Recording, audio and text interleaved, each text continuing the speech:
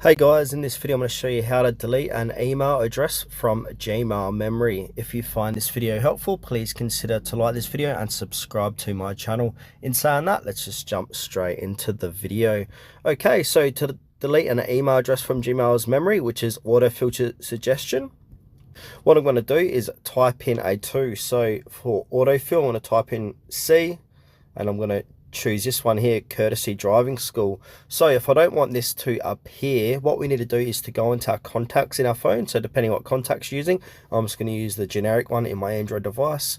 So I'm going to go to contacts and now search for Courtesy Driving School.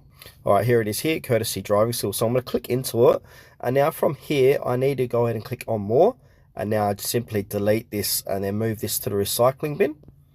Now, if I go back to the Gmail app and then type in C, it's not going to autofill with Courtesy Driving School anymore.